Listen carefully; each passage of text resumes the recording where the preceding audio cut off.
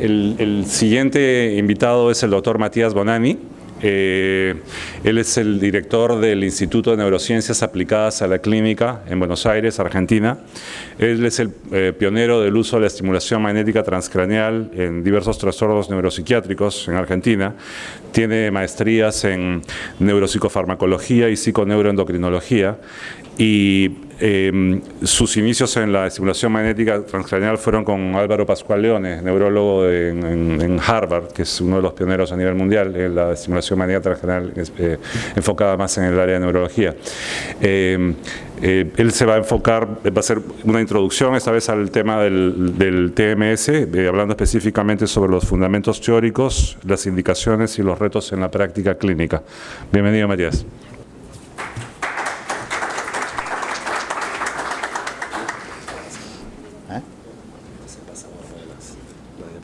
Ok, perfecto. Sí. Bueno, hola, ¿cómo están? Bueno, como estimamos, Mike estimó que iba a haber muchos residentes y probablemente muchos de ustedes no conozcan mucho sobre TMS. Me pidió hacer una introducción y algunos aspectos básicos de TMS para después poder entender lo que van a hablar el resto de los expositores. ¿Qué es el TMS? Nosotros usamos en la jerga TMS, que es Transcranial Magnetic Stimulation. En realidad para nosotros en español es estimulación magnética transcraniana, pero van a ver que usamos dos términos fundamentalmente en inglés, que son TMS y coil. Coil es bobina, ¿sí? Pero en la jerga también usamos el término en inglés. Básicamente, la estimulación magnética transcraniana es un método no invasivo. Eso significa que es un sistema que es bien dirigido y bien focalizado, no, a diferencia del electroshock, que es un sistema que afecta en general al cerebro. En la estimulación magnética tenemos la posibilidad de activar o inhibir, ahora vamos a ver eso, grupos neuronales bien focalizados de la corteza cerebral. Si bien nosotros en castellano usamos el término estimulación y eso generalmente nos remite y nos hace pensar en que activamos neuronas, el TMS tiene la capacidad realmente de modular la actividad neuronal. Nosotros podemos, dependiendo de determinados parámetros, podemos inhibir o activar grupos neuronales, o sea, no siempre es estimulación, podemos también inhibir zonas del cerebro. Por eso en realidad el término más específico en castellano sería modulación magnética transcraniana. ¿Cómo se hace esto? Lo que usamos son campos electromagnéticos. Ustedes saben que, probablemente sepan que alrededor de cualquier equipo eléctrico se genera un campo electromagnético, ya sea la heladera, la computadora, el teléfono celular, todo tiene un campo electromagnético. Estos equipos que usamos nosotros usan bobinas, usan cables de cobre por donde corre electricidad. Eso no está en contacto con el paciente, está encerrado en una carcasa de plástico, pero que producen campos electromagnéticos, y la característica fundamental de estos campos electromagnéticos, además de su potencia, que son bien fuertes, es la alternancia, aparecen y desaparecen. Por ejemplo, si yo hablo por el celular, hay un campo electromagnético que es muchísimo más débil, pero ese campo electromagnético no va a afectar de ninguna manera mis neuronas porque es un campo constante, ¿sí? Para que haya modificación de la conducta neuronal, estos campos electromagnéticos tienen que ser alternantes. Bien, esto es lo que usamos nosotros de bobina, ¿sí? Para que tengan una imagen. Probablemente pocos de ustedes han visto un equipo, así que esto es lo que está dentro de la bobina, es un cable de cobre. Acá estas bobinas, que son las que usamos en clínica, son dos de estas, o sea, acá tenemos un cable, acá tenemos el otro. Por este cable de cobre corre electricidad y el campo electromagnético se produce en forma perpendicular a la corrida de esta electricidad. Esto se llama corriente inductora, y después dentro del cerebro se produce una corriente inducida, ¿sí? Que es la que va a producir la modificación de la actividad neuronal. Estos coils, estas bobinas que son circulares, son menos específicas. Si ustedes ven, el campo rojo viene a ser el campo electromagnético, Y estas bobinas, que son figura de 8 o en mariposa, son dos bobinas de estas que lo que tienen como característica es que la sumatoria de los dos campos electromagnéticos del centro esa sumatoria hacen que el campo sea mucho más potente, mucho más focalizado y que podamos estimular áreas muy chiquitas del cerebro, dependiendo un poco de qué potencia usemos. Pónganle promedio 2 centímetros cuadrados de corteza, ¿sí? Eso lo hace bien específico. Creo que casi todos o todos son psiquiatras. Los psiquiatras nos entrenan mucho en psicofármacos. Pero el cerebro es un órgano que es electroquímico. Cuando nosotros usamos psicofármacos estamos modificando la conducta en la parte química del cerebro, pero nosotros también con este equipo, tanto con TEC o con TMS, podemos modificar la parte eléctrica del cerebro, ¿sí? de la conducta neuronal. Cuando usamos un psicofármaco, básicamente usamos dos variables. Usamos la dosis del psicofármaco, más allá de la elección del mecanismo de acción que tengamos, y el tiempo de uso. Ustedes saben que el eslogan clásico del uso de psicofármacos es, bueno, tiempos adecuados en dosis adecuadas para ver una respuesta determinada. En TMS tenemos muchas más variables, ¿sí? Y esto es una desventaja en principio, porque en esta época, que ya pasaron bastantes años, ya no podemos decir que es una técnica tan nueva, pero el hecho de tener muchas variables hace que nos cueste y que haya dilatado muchas veces los trabajos de investigación, las respuestas, el poder coordinar, saber, bueno, tiene respuesta para depresión, no la tiene, un centro usaba determinados parámetros, otro centro de investigación usaba otros parámetros, y esto hacía que las respuestas fueran muy diferentes al principio, ¿sí? Hoy se está homogenizando en función de alinear todos estos parámetros. Y digo que es una desventaja al principio del uso de la aparición del TMS, pero a la larga potencialmente es una gran ventaja porque nos permite que nosotros podamos ser muchos más específicos, no solo para cada enfermedad, sino para cada paciente. El hecho de tener muchas más variables que el mecanismo de acción, la dosis y el tiempo de uso. Estas variables en TMS son del equipo. Nosotros podemos modificar la potencia, esto es como si fuera el volumen de la televisión, podemos darle más potencia o menos potencia, ¿sí? La frecuencia, qué cantidad de disparos vamos a utilizar. Podemos utilizar disparos de 1 Hz, que es Hz de ciclos por segundo, podemos hacer un disparo por segundo, o podemos hacer 20 disparos por segundo. Esto también es una variable diferente y vamos a lograr una conducta diferente a nivel neuronal. Podemos hacer, cuando nosotros veamos disparos, la sumatoria de disparos le decimos trenes. Ta, ta, ta, ta, ta, ta. Eso es un tren de disparos, ¿sí? Podemos modificar cantidad de trenes. Podemos hacer un tren, 10 trenes, 1000 trenes, ¿sí? Podemos modificar la cantidad de disparos en sí mismo. Podemos hacer 5000 disparos, 10.000 disparos. Podemos modificar variaciones entre cantidad de trenes. Puedo hacer 10 trenes diferentes separados por determinado tiempo. O sea, tenemos desde el equipo una gran variación de variables que podemos utilizar como si fueran las dosis de un psicofármaco. Pero además podemos modificar el tipo de bobinas. Podemos usar coils que son circulares, como ustedes han visto. Podemos usar coils que son en forma de 8. Podemos usar coils que son cónicos. Y cada uno de ellos va a tener una conducta y una forma de estimulación diferente. A la vez, como nosotros estimulamos el cerebro, ustedes saben que el cerebro, no todos los cerebros son iguales, no todos los humanos somos iguales, no todas las localizaciones están exactamente en el mismo lugar, y esto también son variaciones que hacen que tengamos que considerar cuando estamos haciendo la técnica.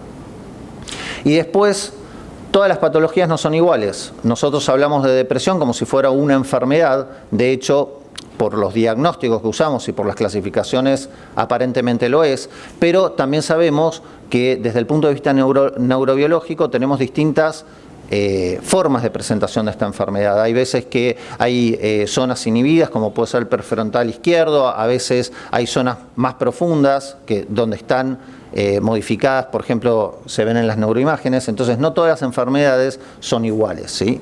Todo esto condiciona la respuesta que vamos a tener y el perfil que vamos a usar en el uso de TMS.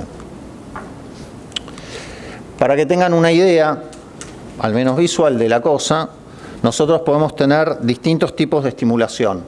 Podemos tener pulsos simples, esto es un pulso electromagnético que mandamos, toca la neurona, ese pulso electromagnético o la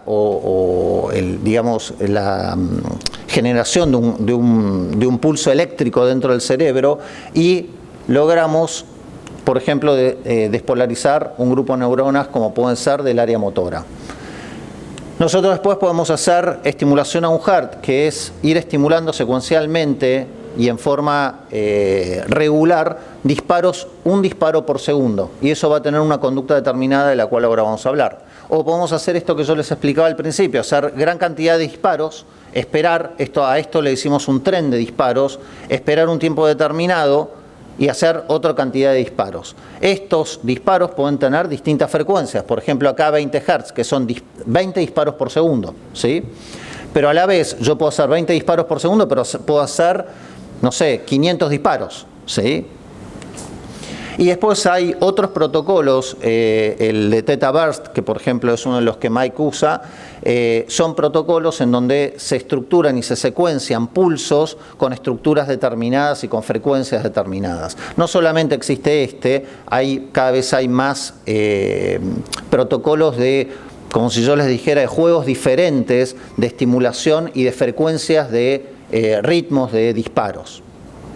Cada uno va a tener una respuesta diferente.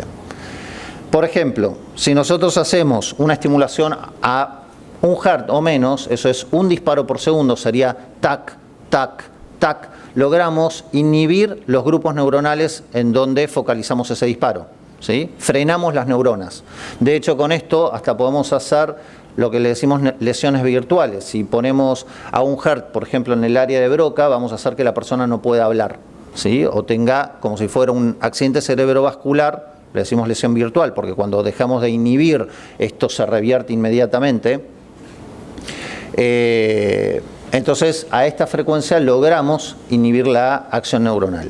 Si nosotros aumentamos la frecuencia y hacemos a más de 5 Hz seguro, vamos a tener activación de ese grupo neuronal.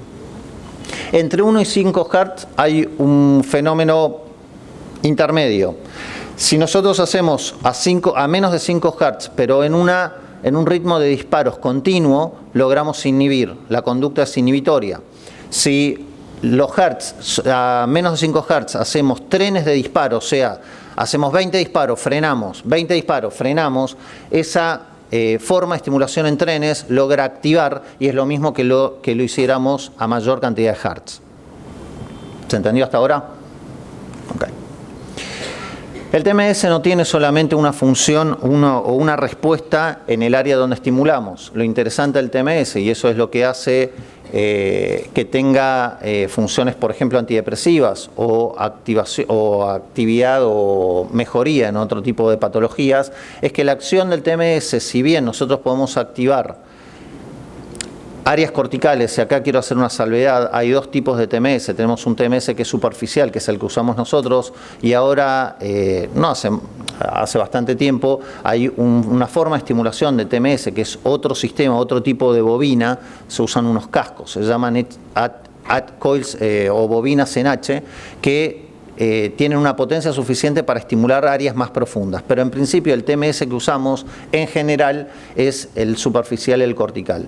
Cuando nosotros estimulamos áreas determinadas del cerebro, de la corteza, lo interesante, como en esta foto, es que podemos activar un área determinada, por ejemplo la motora, la parietal, y vamos a encontrar una activación, por ejemplo acá 24 milisegundos después del área contralateral, ¿sí? Lo mismo a nivel occipital y así en distintas áreas del cerebro. Un poco este grafiquito muestra eso, ¿sí? Entonces cuando activamos un área determinada, no es solamente que estamos actuando sobre esa área, sino que el TMS está actuando a distancia por la activación de distintas redes neuronales. Por ejemplo, esto es un trabajo que es interesante porque muestra un poco esto. Este trabajo en realidad era respecto a la motrigina. Si tomaron 18 pacientes, 10 se les dio, a 10 se eligieron y se les dio a un grupo placebo y otro la motrigina. Este grupo de 10 pacientes se le hizo una estimulación cortical a nivel del área motora, ¿sí? La diferencia entre los dos grupos es lo que se hizo con el TMS. A este grupo se le estimuló el área motora y a este grupo se le estimuló el área prefrontal. Del grupo que se estimuló el área motora, el grupo que, digamos, el subgrupo que se le hizo placebo, al estimular el área motora, ustedes ven que se activan distintas áreas, las límbicas y algunas áreas que tienen que ver con la activación de la estimulación por TMS. Cuando se les dio la motrigina a estos pacientes, digamos, el grupo al que se le dio la motrigina, se hizo la misma estimulación en el área motora, pero lo que se ve es que hay muchas áreas que no se han estimulado. Sí, las áreas más límbicas, digamos, pero no las áreas que tienen que ver con lo motor. ¿Por qué es importante esto? Porque en realidad la lamotrigina es un anticonvulsivante. Entonces, si yo activo en el área motora y le doy lamotrigina al paciente, lo que estoy haciendo con la lamotrigina es evitando que esa acción que estoy haciendo sobre el área motora, como si fuera de estimulación, como si fuera un foco epiléptico, pare la dispersión de la activación. ¿Se entiende? No se entendió, ¿no? Ok. Cuando estimulo el área motora y doy lamotrigina, el efecto que tiene anticonvulsivante hace que la activación que yo logro con el TMS frene la dispersión a partir del TMS. En cambio, en este grupo se estimuló el área prefrontal. Se le dio a una parte placebo, al otro lamotrigina, pero con estimulación del TMS del área prefrontal. La diferencia es importante porque cuando se estimuló el área prefrontal a personas que no se les dio lamotrigina, hubo una activación de determinadas áreas. Cuando se le estimula el área prefrontal a las personas con lamotrigina, hay un aumento de la cantidad de áreas en activación, que se activan, ¿sí? Básicamente áreas que son límbicas, cosa que para nosotros es importante porque nosotros en psiquiatría lo usamos como estabilizante del ánimo. O sea, lo que más nos importa de la lamotrigina es que actúe a nivel límbico, ¿sí? ¿Esto qué hace? Que la lamotrigina asociado al TMS hace que la eficacia y la activación a nivel límbico sea mayor, ¿sí? Por eso no es que esto es concluyente, que la lamotrigina mejora el efecto del TMS, que a partir de este trabajo un poco se dice eso, pero no es suficiente para afirmar eso, pero sí lo que sí es importante es cómo el TMS actúa activando distintas áreas a distancia de donde estamos estimulando. Esto vamos a hacer un recorrido rápido. Cuando estimulamos en depresión, básicamente, que es la indicación que está aprobada por la FDA desde el 2008, estimulamos básicamente el área prefrontal dorsolateral izquierda. Cuando estimulamos esta área, una de las cosas que pasan, no creemos que sea la única, pero es una de las que está más probada, hay un aumento de la activación de la sustancia nigra con aumento de la disponibilidad de dopamina a nivel del núcleo accumbens, del hipocampo y del estría dorsal. ¿Eso a qué nos remite desde el punto de vista de lo que conocemos más clásicamente? Al bupropion, ¿sí? Es algo parecido, no es igual, pero ¿qué hacemos con bupropion? Aumentamos la disponibilidad de dopamina en estos sectores también. Esto sería uno de los motivos por los cuales tiene un efecto antidepresivo. Pero a la vez no es esto lo único que pasa, sino que también hay modificación de distintos receptores y de distintos niveles de neurotransmisores. Por ejemplo, a nivel prefrontal hay un downregulation de los receptores beta, lo mismo que a nivel del estriado. Eso es deseable. Ustedes se acuerdan, un clásico ejemplo de esto son los tricíclicos, que producen un downregulation a nivel del prefrontal, y esto es una de las características por las cuales se le atribuye el efecto antidepresivo. Hay una disminución de la serotonina prefrontal, disminución de los receptores 5-HT2 postsinápticos, 5-HT1A a nivel también prefrontal. Bueno, y así hay distintas modificaciones en distintas áreas, todas tienen que ver con el efecto antidepresivo que puede tener el TMS, potencialmente. Por el otro lado, todos sabemos que el BDNF en el cuadro depresivo es importante, y este es un trabajo en el cual se comparó, sham le decimos a placebo. Comparamos los placebos, como le decimos en la jerga todo el tiempo sham, a veces se compararon este trabajo en un grupo de ratas placebo contra TMS. Si ustedes ven, esto es cantidad de BDNF, ¿sí? Cómo aumentó la cantidad de BDNF en estas áreas del cerebro en función de haberle dado TMS a la rata. Bueno, no vamos a repasar los mecanismos de acción de los antidepresivos, supongo que todos lo conocen, pero básicamente dentro de los tempranos tenemos bloqueo de recaptación de las aminas y aumento de la disponibilidad en la biofase, disminución del turnover y la descarga aminérgica y algunos bloqueos de receptores distintos que en general nos dan los efectos adversos o depende de lo que queramos lograr, pueden ser beneficiosos, como es bloqueo de H para producir sueño en pacientes con insomnio. Y desde el punto de vista tardío, tenemos subsensibilidad y downregulation de los receptores beta, modificación de la conducta serotoninérgica. Por supuesto, esto no estoy contemplando cada antidepresivo, sino como un concepto general, y cambios en la expresión génica. El TMS produce todas estas cosas que coinciden con el efecto de los antidepresivos, o sea, bloqueo de la recaptación de las aminas con aumento de las aminas en la biofase, el downregulation, un poco repasando la placa pasada. Para el TMS la seguridad es importantísima porque es lo que permitió el avance en la investigación, porque es un método altamente seguro. Imagínense que si de golpe nosotros empezamos a decirle a la gente, bueno, vamos a probar una técnica electromagnética que le va a modificar la conducta en la neurona. Bueno, no mucha gente a priori pondría la cabeza así, con este esquema, excepto que tengamos alto nivel de seguridad para lograr aprobaciones en las investigaciones. La seguridad en TMS, primero hubo, más allá de toda la experiencia que empezó a haber en la clínica, en el 96 hubo una reunión de expertos en donde se armaron ciertos parámetros de cómo es el TMS seguro. Entonces, se armaron parámetros en donde se relacionan cantidad de trenes, frecuencias de disparos, cantidad de potencia. Todas estas relaciones de parámetros hacen, mientras respetemos esas relaciones, la técnica es segura.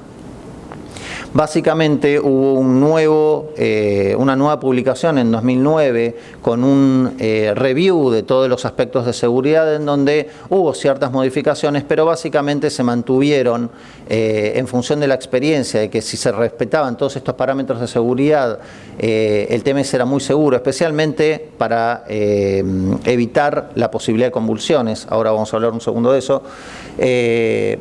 Y básicamente se determina que el TMS es una técnica altamente segura con bajos efectos adversos. Lo que sí, hay algunas cosas que son importantes. Por un lado, el respeto de los parámetros y de la relación entre los parámetros. Nosotros en la parte clínica, excepto que sea una cuestión de investigación en donde hay un protocolo determinado, en la parte clínica no violamos estos parámetros de seguridad. O sea, no le podemos dar cualquier cantidad de pulsos a cualquier frecuencia, a cualquier intensidad, sino que hay unos parámetros de relación entre la cantidad de potencia, la frecuencia que podemos usar y la cantidad de pulsos, básicamente, que hacen que el paciente tenga bajo riesgo de producir un efecto adverso importante como puede ser una convulsión. Otra cosa que es muy importante es que, si bien la posibilidad de convulsión es muy baja, el entorno en el cual tiene que ser desarrollado el TMS es un entorno médico. Tiene que haber un médico en la planta donde se está haciendo TMS, porque tiene que haber alguien capacitado para responder a una posibilidad de convulsión o a un efecto adverso como puede ser un cuadro sincopal o alguna cuestión que pase. ¿Qué significa esto? Que si bien el TMS puede estar administrado por un técnico, ese técnico tiene que tener primero la posibilidad de determinar y detectar si el paciente está teniendo una convulsión. Y segundo, tiene que tener alguien cerca de él, un médico a quien pueda llamar para que se pueda dar una respuesta adecuada a eso. Esto es muy importante porque, como el TMS es altamente seguro, uno puede pensar que no es necesario un contexto médico, y eso no es así. ¿Cuáles son los efectos adversos? Generalmente las personas cuando consultan, lo primero que preguntan es, ¿esto da convulsiones? Porque cuando uno busca en internet y demás, las convulsiones son el efecto adverso, digamos, más serio y que más nos preocupa en algún punto. La realidad es que hasta la publicación de los parámetros del 96 hubo 12 publicaciones de convulsiones, y tienen que pensar que eso era toda una etapa en donde era de investigación. Entonces no había parámetros reales, era prueba de ensayo. Bueno, démosle tal potencia, bueno, no mejoró, dale más, dale menos, era así. Y hubo descripción de 12 episodios convulsivos, generalmente relacionados, podían ser convulsiones parciales o convulsiones generalizadas. Pero en todos los cuadros siempre fueron episodios que se dieron en el momento, no hubo estatus epiléptico, no hubo repetición posterior, no hubo ninguna consecuencia. Posterior al 96 que se publicaron estos parámetros de seguridad, no hubo más convulsiones, excepto hay descriptos 3 casos, uno con theta burst, pero que estos parámetros de seguridad no están contemplados del theta burst, y otros 2 casos que también violaban de alguna manera los parámetros de seguridad. Pero siempre que se cumplieron los parámetros de seguridad, desde que se cumplen, no hubo más episodios convulsivos. Tienen que pensar que la cantidad de sesiones de estimulación y de protocolos de estimulación que hacemos entre todos los que hacemos TMS en el mundo es importantísima. Y el no tener reportes de convulsiones mientras se cumplan los parámetros clínicos de seguridad es bastante tranquilizante. Dentro de los efectos adversos más comunes están las molestias locales. Probablemente es el efecto adverso más común. Piensen que cuando estamos estimulando, es como un paciente lo relató así, y creo que a más de uno le pasó porque todos hemos comentado esto, es como si un pájaro carpintero me estuviera pegando en la cabeza. La verdad es que para evitar el dolor local y las molestias, lo que hacemos nosotros, y creo que varios hacen esto, es titular la estimulación de a poco. O sea, no empezamos con la potencia máxima y la frecuencia máxima desde el principio, sino que vamos de a poco aumentando la frecuencia hasta que el paciente se adapta, y generalmente, yo le diría en la práctica, esto de las molestias locales no llega a ser un problema. Otro efecto adverso común son las cefaleas. En esto las publicaciones son muy variables, hablan de desde un 10% hasta un 25%. En realidad las cefaleas son bastante tolerables, generalmente se dan en las primeras semanas. Una observación que tenemos, que si bien no es una publicación oficial, pero los que hacemos esto, muchas de las cefaleas, las características siempre son de tipo tensional, y en general la impresión clínica que nos da es porque las primeras semanas, los primeros días, los pacientes se ponen todos duros así a ver qué me van a hacer, después se van relajando, de hecho después los tenemos que despertar durante el procedimiento porque se quedan dormidos, y las cefaleas parece que respondería a esto. Hubo distintos estudios en donde se los trató de relacionárselas a vasodilataciones, vasoconstricciones, pero la verdad que nada fue concluyente. Si el paciente tiene una cefalea con un analgésico común, como puede ser una aspirina, ibuprofeno, cualquier analgésico, generalmente ceden y son transitorias y perfectamente tolerables. Los acúfenos, si ustedes recuerdan, son como un ruido que puede producirse, tiene que ver con el ruido que tiene la máquina. En realidad esto se evita completamente con el uso de tapones, tanto para el paciente como para el operador. Eso no es un problema. Después hay casos descriptos, para todos los que somos psiquiatras, son una de las cosas que nos interesa, de switch a la manía y a la hipomanía. No es un efecto adverso frecuente, pero casi todos en nuestra experiencia clínica hemos tenido algún episodio, algún caso, y hay publicaciones que hablan de esto. En realidad esto no significa, es como el uso de un antidepresivo, en definitiva no significa que no lo usamos en bipolares, lo usamos. Lo que hacemos en general en bipolares es ir con más tranquilidad, no hacemos por ahí, cada uno en esto en su experiencia arma una especie de protocolo propio, pero por ahí nosotros lo que hacemos es no hacer una estimulación diaria, vamos haciendo estimulaciones alternadas, salteamos un día hasta vemos que el paciente va respondiendo bien y no tenemos episodios hipomaníacos. Y en general la respuesta en bipolar es rápida y les diría que es mucho más rápida que en depresión monopolar.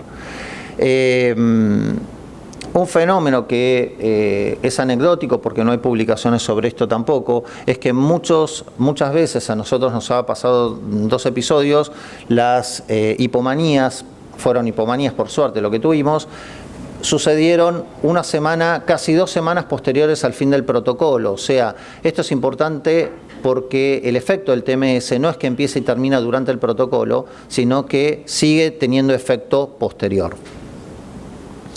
Otras posibilidades son de efectos adversos son el insomnio, a veces produce un poquito de ansiedad. Esto es poco frecuente. El insomnio nosotros lo hemos evitado o lo hemos visto en realidad en protocolos que lo hacemos más de tarde. Cuando los protocolos son el paciente que va a trabajar y viene tipo 6, 7 de la tarde, es el paciente que por ahí tiene insomnio. Generalmente los protocolos que hicimos por la mañana no nos ha sucedido.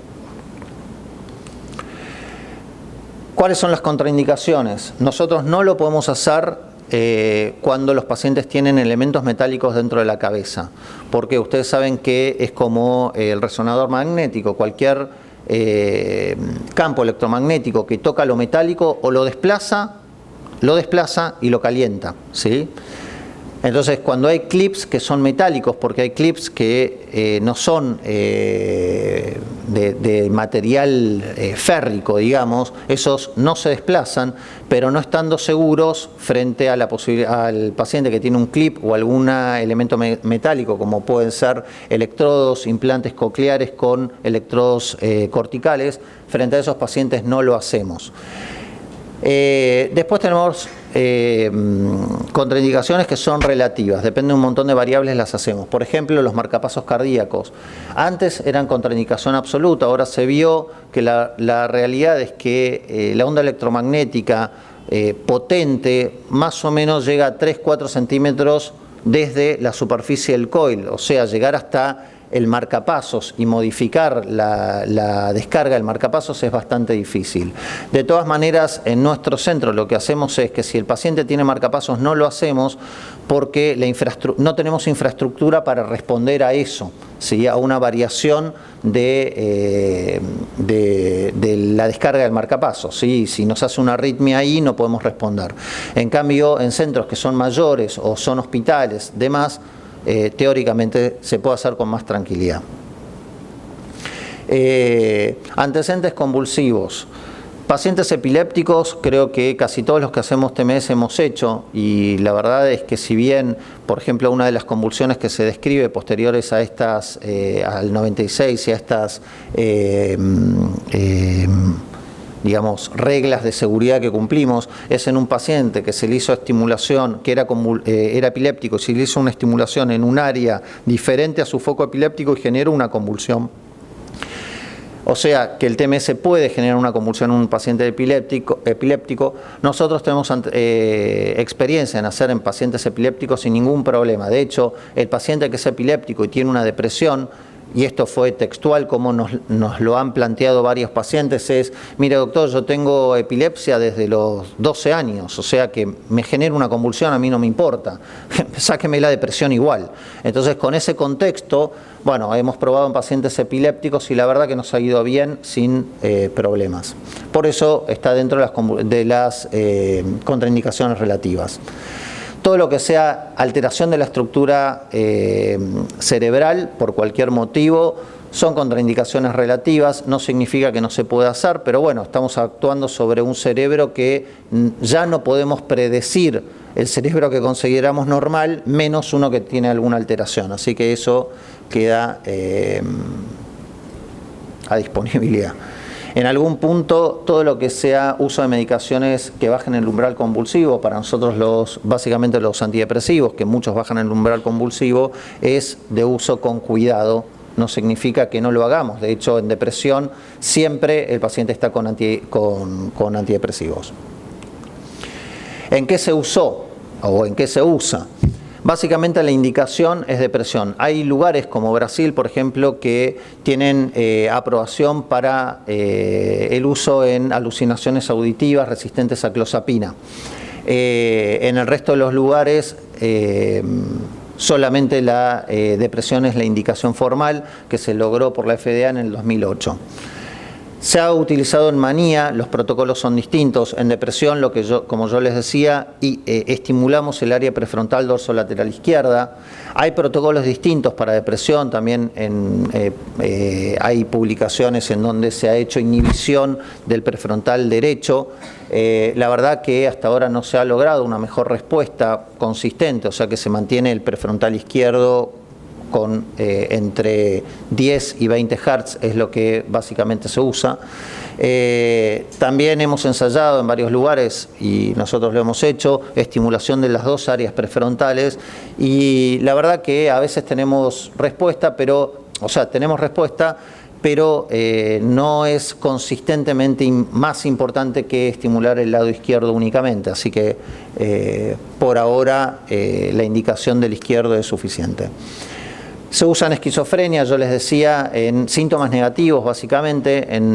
Hay publicaciones que hablan bien de la respuesta en síntomas negativos, y en nuestra experiencia la verdad es que pacientes, ustedes saben que los síntomas negativos es de los más difíciles de tratar, la verdad que mejoran. Y en alucinaciones auditivas en síntomas negativos hacemos estimulación de las dos áreas prefrontales, y en alucinaciones auditivas hacemos inhibición del área temporoparietal. También con muy buena respuesta. Yo era bastante escéptico a que las alucinaciones iban a funcionar, y la verdad que en los pacientes que lo hicimos, muy buena respuesta. TOC es un tema. Hay una publicación del 2010 de Mantovani, que es un autor que publica sobre TOC, en TMS usándolo en TOC, y tiene una respuesta, él dice, el 50%, 60% de pacientes. Nosotros en nuestra experiencia no hemos tenido respuesta. Lo que se hace, o los protocolos que están descritos, son inhibición del área suplementaria motora, pero la verdad que en mi experiencia no hemos tenido buenos resultados. Por ahí sí mejora el cuadro de ansiedad del paciente, mejora el estado de ánimo, y eso repercute un poco en el TOC, pero el TOC en sí mismo no mejora, no hemos logrado mejoría.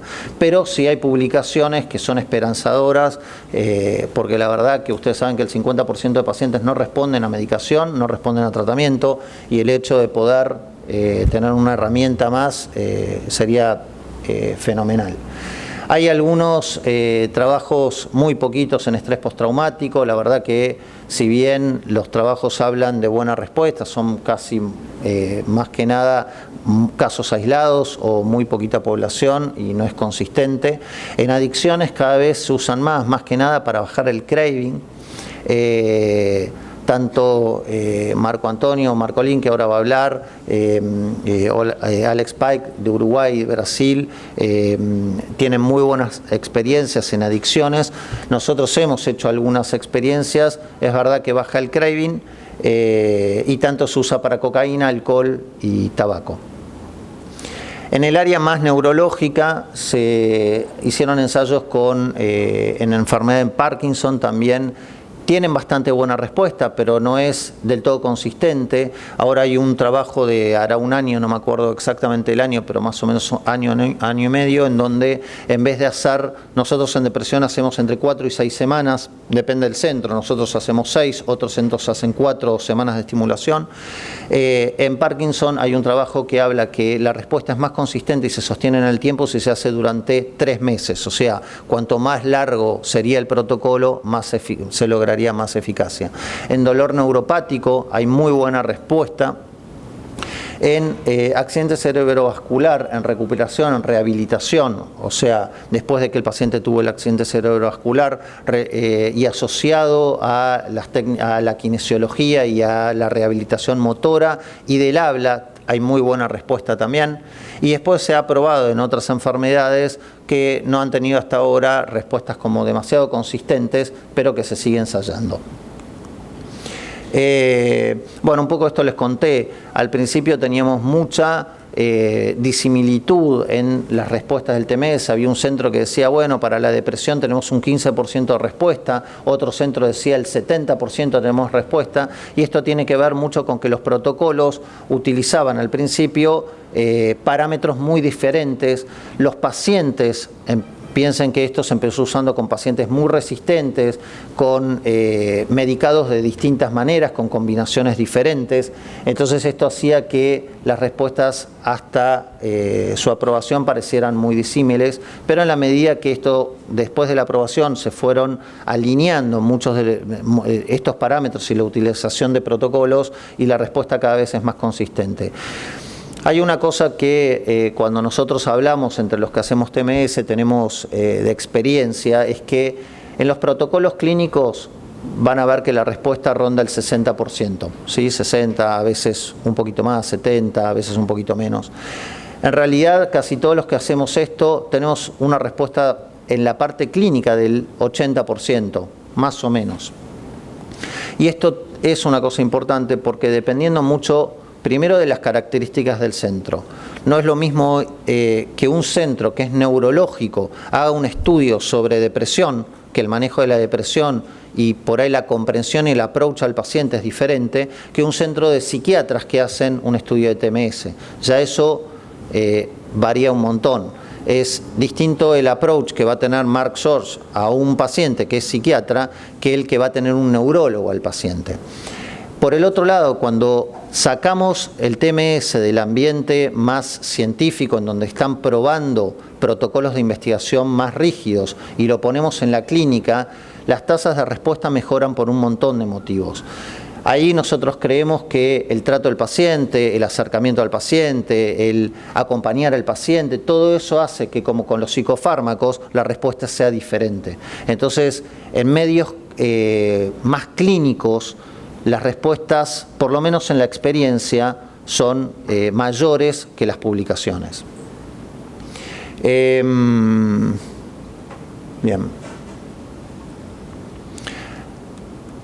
Después hay que pensar, ahora ya no es así, porque la aprobación de la FDA es cuando se puede usar TMS después del fracaso de un antidepresivo, o sea que ya no es como al principio que lo usábamos como último recurso cuando el paciente ya tenía 7 antidepresivos, 40 antipsicóticos, 70, venían con listas de medicación así.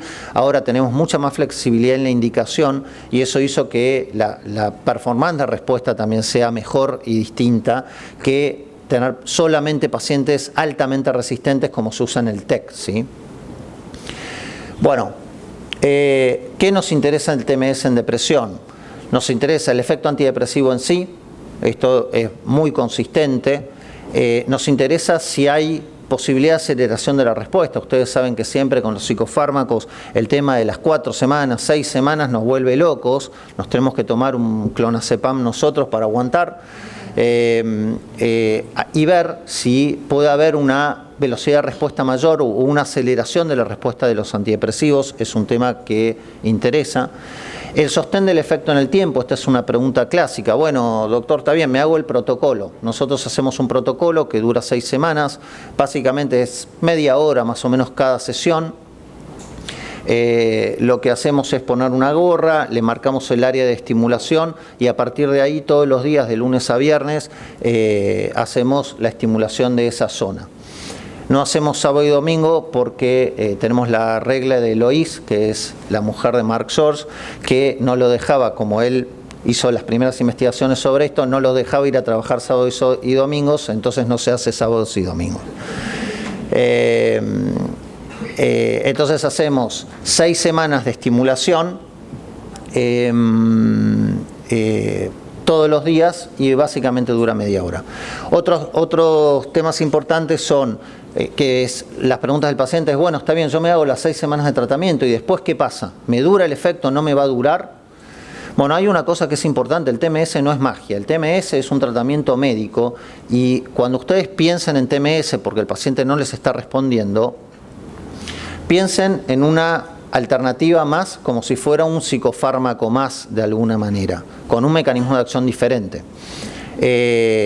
Entonces, Tenemos buenas respuestas. Ahora les voy a mostrar algunos trabajos que hablan del sostenimiento en el tiempo, pero es un tratamiento médico, como cuando damos un antidepresivo. ¿Podemos tener recaídas? Absolutamente. Podemos tener remisión. Muchos pacientes remiten. La gente viene y dice, bueno, esto es un tratamiento nuevo, seguro que me salva, es un tratamiento médico. Nosotros, de hecho, a veces parece que lo tiramos abajo, porque decimos, bueno, esto ¿le puede funcionar? ¿No le puede funcionar? 80% de los pacientes tienen respuesta, 20% tienen una respuesta mínima o no la tienen. Entonces el paciente puede caer en estas alternativas, pero no es diferente a cuando ustedes indican y eligen un antidepresivo o TEC. Y otro tema muy importante para nosotros es modifica la ideación suicida, es útil en pacientes que están con ideación suicida. Básicamente, frente a la aceleración de respuesta, hay algunos trabajos de estos, pero probablemente este es uno de los más importantes. Se tomaron, es un metaanálisis, 392 casos, tratados con básicamente estos 4 antidepresivos. ¿Ya está? Ok. Paso rápido, así termino. Se hicieron tiempos distintos de medición, un tiempo 1 a las 2 semanas, un tiempo 2 a las 6 semanas. Y si vemos con TMS, piensen que estos pacientes estaban con antidepresivos, ¿sí? No son pacientes sin tratamiento.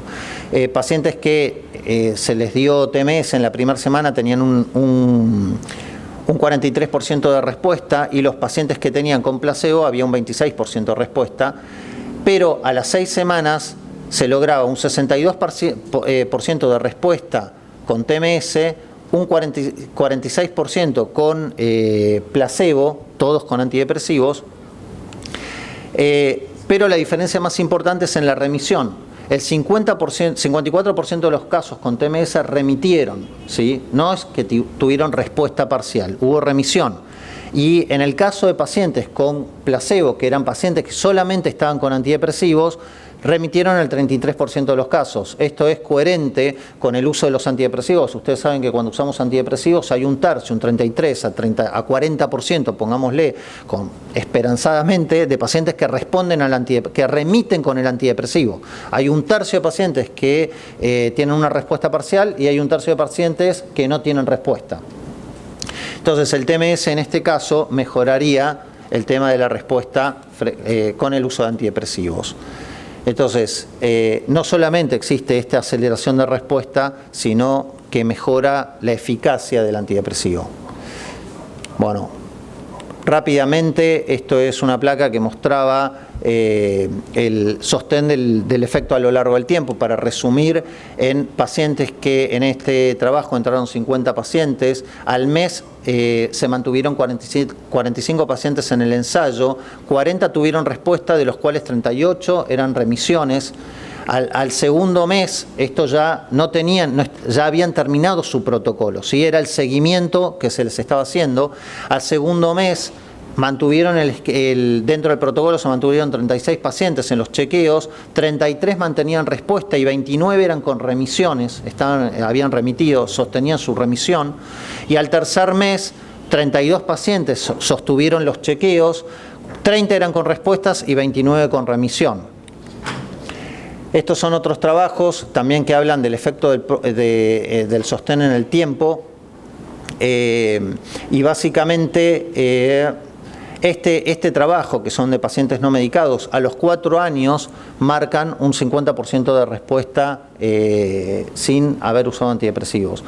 Nosotros en la práctica tenemos cantidad diferente de respuestas. Hay pacientes que hicieron un protocolo, pacientes graves, hace 6 años y no han tenido remisiones, incluso pacientes que tenían 2 antidepresivos o algún estabilizante del ánimo y hoy se sostienen con mínimos dosis de estabilizantes de ánimo, y con muy buena respuesta sin haber repetido protocolos. Otros pacientes hemos hecho mantenimiento, esto se hace una vez por mes, o lo hacemos nosotros, generalmente todos hacemos esto, con buena respuesta. Hay pacientes que tienen recaídas y nosotros lo que hacemos les decimos rescates, que es darles, por ejemplo, 5 sesiones, y generalmente el paciente que ha tenido respuesta al protocolo tiene buena respuesta a los rescates. Bueno, para terminar,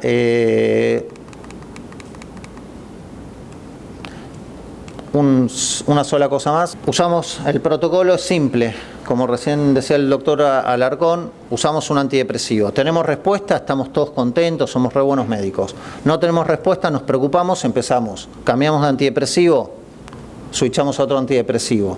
No funciona, ustedes saben que en la medida que pasamos antidepresivos la capacidad de respuesta va bajando. Primer antidepresivo tenemos un 40% de respuesta, el segundo antidepresivo ya bajamos un 20%, la utilización y el switcheo a un tercer antidepresivo y a un cuarto no nos mejora el 7 u 8% de respuesta. Y encima perdimos casi 6 meses, porque si estamos esperando 6 semanas por cada antidepresivo, es enorme la pérdida de tiempo. Ahí de nuevo nos tenemos que tomar otro clonazepam. Entonces, en la medida que todo esto va pasando, hacemos la psicoterapia, ejercicio físico, todo lo que habló el doctor Alarcón, pero después del primer uso de antidepresivos nosotros ya podemos, por la habilitación, por la aprobación de la FDA, usar TMS, y si no será en los pasos siguientes, tratando de no llegar al TEC. Creo que básicamente con eso está bien. Preguntas que nos hacemos todos, que probablemente ustedes le hagan, como acá estamos en Perú, le vayan a preguntarle a Mike, es, bueno, ¿qué pasa si no tenemos respuesta? Hacemos las 6 semanas, no tenemos respuesta, ¿qué hacemos? ¿Lo dejamos así?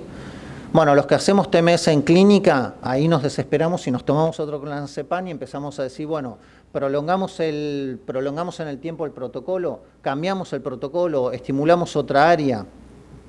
Generalmente esto lo que hacemos es hablar con el médico tratante y con el paciente y tratar de que el sistema funcione. A veces cambiando los protocolos, cambiando la frecuencia y a veces hasta el área de estimulación hemos logrado tener respuesta de pacientes que no la han tenido con el protocolo básico. Siempre el cuestionamiento ahí es ¿qué fue lo que pasó? ¿Fue que cambiamos el protocolo o en realidad que una cuestión de tiempo el paciente hubiera funcionado y estaba funcionando y el cambio de protocolo fue irrelevante? Bueno, eso queda más para la investigación. Nosotros en la clínica lo que más nos interesa es que funcione.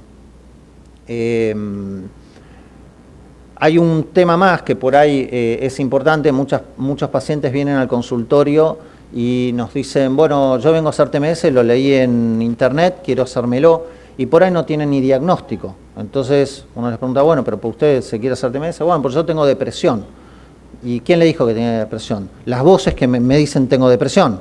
Entonces no tiene depresión, y esto es muy común de pacientes que vienen al consultorio, que son autodiagnosticados, se diagnostican ellos con distintas enfermedades. Nosotros tenemos mucho cuidado en la selección de los pacientes, porque si elegimos mal el paciente, no es que el TMS no funciona, sino que está mal seleccionado, como cuando elegimos mal un medicamento, un antidepresivo para un paciente que puede ser un psicótico. Otro problema que tenemos en la clínica es a veces las derivaciones. Nos derivan pacientes con diagnósticos equivocados o con perfiles de tratamientos que por ahí uno dice, bueno, pero este perfil no está bueno para el tratamiento del paciente. Eso lo que hacemos es tratar de hablar con el médico tratante como para coordinar el protocolo y el tratamiento global del paciente. ¿Alguna pregunta? No.